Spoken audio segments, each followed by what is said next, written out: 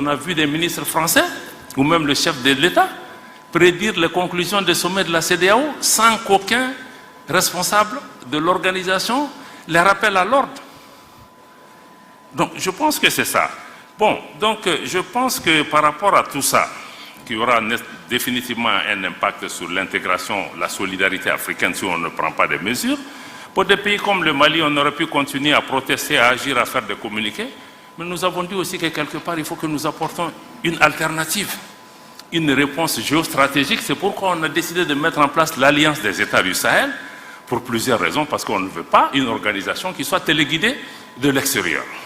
Deux, c'est que nous avons décidé que nous finançons cette organisation. Si vous voyez la charte, elle n'a pas prévu que nous recevons l'argent de qui que ce soit. Pour être très clair. Donc, s'il y a des réponses sécuritaires, ça doit être des réponses sécuritaires à la hauteur de nos moyens. Et les moyens, nous en avons. Nous ne sommes pas aussi pauvres que ça, parce que c'est la géopolitique qui crée cette pauvreté et l'entretien. Donc, nous voulons aussi proposer une nouvelle approche de la solidarité et de l'intégration régionale. Chaque pays a une voix, pratiquement un droit de veto par rapport à tout ce qui se décide. Nous voulons aussi travailler pas seulement sur les questions sécuritaires à travers cette alliance militaire, mais aussi travailler sur les questions de développement, y compris les questions monétaires qui sont tabous aujourd'hui. Nous allons toucher à toutes les questions, comment notre organisation peut répondre aux attentes des populations du Liptako-Gourma. Ce qui est important aussi dans cette organisation, c'est qu'il y a une volonté populaire. Les populations, il y a une symbiose entre nos populations qui soutiennent cette initiative. Donc ça me semble être important.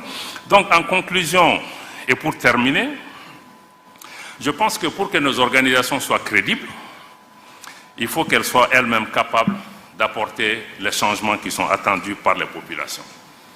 En premier lieu, il faut d'abord qu'elles remplissent leur vocation première, qui est de réaliser la solidarité africaine, l'intégration africaine. Et 60 ans après les indépendances, aucun de nous ne peut être fier du résultat de nos organisations en termes d'intégration. Aujourd'hui, si on ne prend que la libre circulation des personnes et des biens, les non-africains circulent plus librement en Afrique que nous-mêmes. Je ne parle pas des infrastructures, je ne parle pas d'autre chose. Je ne parle même pas du financement de nos organisations. Donc je pense que on ne doit pas blâmer les autres. Est-ce que nous-mêmes, on a fait le travail qu'on devait faire pour que les autres nous respectent? Peut-être que si l'intégration on était même avancée, on a beaucoup de systèmes de coups d'État et autres qu'on n'aurait pas. Donc je pense qu'il faut renforcer la solidarité. Mais il faut surtout des organisations où un leadership africain est affirmé et assumé. Parce que quand on parle de solution africaine, c'est qu'il faut un leadership africain. Et le leadership africain, c'est qu'il faut que les autres nous respectent. Il faut qu'on impose une respectabilité aux autres pays. Ce n'est pas parce que vous êtes des grands pays, vous êtes ceci, cela, que vous allez pouvoir venir. L'Afrique, ce n'est pas un pays. C'est 55 pays. C'est des populations avec une tradition, une culture millénaire, avec leur fierté. Donc je pense que nos organisations doivent pouvoir se ressaisir. Chacun de nous dans nos organisations, travaillons à faire de nos organisations des organisations des peuples et non des organisations d'État ou de chefs d'État ou de groupes.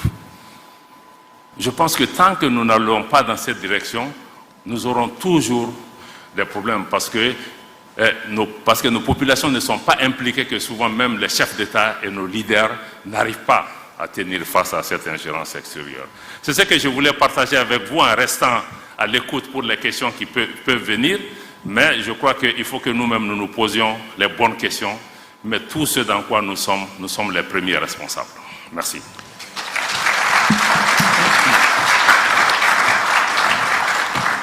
Merci infiniment, mon cher Abdoulaye, pour tous ces éléments d'analyse et ce constat, au final, difficile.